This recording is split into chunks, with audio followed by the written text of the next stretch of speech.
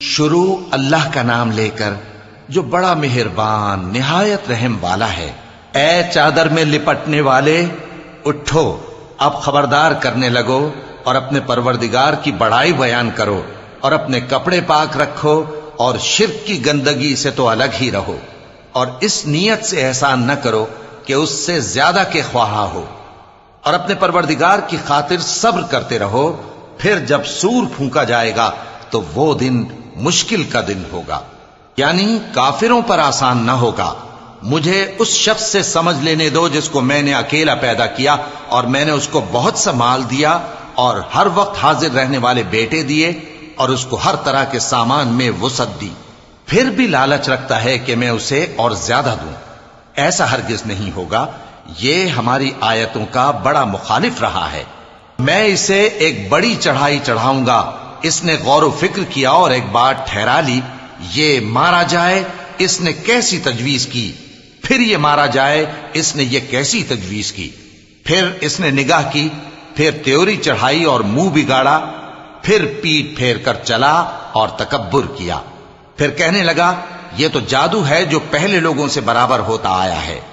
پھر بولا یہ اللہ کا کلام نہیں بلکہ بشر کا کلام ہے، میں ان قریب اس کو سقر میں داخل کروں گا، اور تم کیا سمجھے کہ سقر کیا ہے؟ وہ ایسی آگ ہے کہ نہ باقی رکھے گی اور نہ چھوڑے گی، اور بدن کو جھلس کر سیاہ کر دے گی۔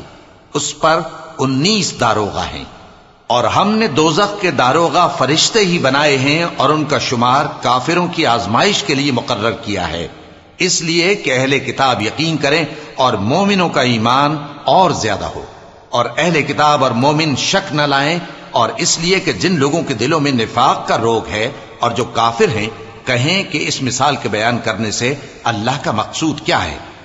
اسی طرح اللہ جس کو چاہتا ہے گمراہ رہنے دیتا ہے اور جس کو چاہتا ہے ہدایت دیتا ہے، اور تمہارے پروردگار کے لشکروں کو اس کے سوا کوئی نہیں جانتا، اور یہ قرآن تو بنی آدم کے لیے نصیحت ہے۔ ہاں ہاں، قسم ہے چاند کی اور رات کی جب رخصت ہونے لگے اور صبح کی جب روشن ہو جائے، کہ وہ آگ ایک بہت بڑی آفت ہے، انسان کے لیے ڈر کی چیز، یعنی اس شخص کے لیے جو تم میں سے آگے بڑھنا چاہے یا پیچھے رہنا چاہے۔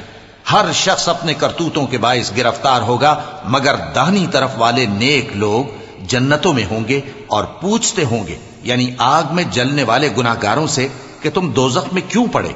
وہ جواب دیں گے کہ ہم نمازیوں میں شامل نہ ہوئے، اور نہ ہم فقیروں کو کھانا کھلاتے تھے، اور ہم بحث کرنے والوں کے ساتھ مل کر بحث کرتے تھے، اور روز جزا کو جھٹلاتے تھے، یہاں تک کہ ہمیں موت آ گئی۔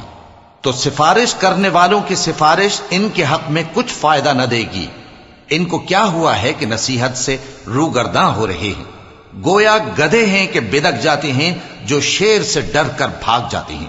اصل یہ ہے کہ ان میں سے ہر شخص یہ چاہتا ہے کہ اس کے پاس کھلی ہوئی کتاب آئے، ایسا ہرگز نہیں ہوگا۔ حقیقت یہ ہے کہ ان کو آخرت کا خوف ہی نہیں۔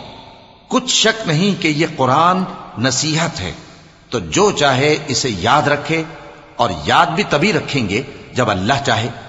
وہی اس لائق ہے کہ اس سے ڈرا جائے، اور وہی معاف کرنے والا ہے۔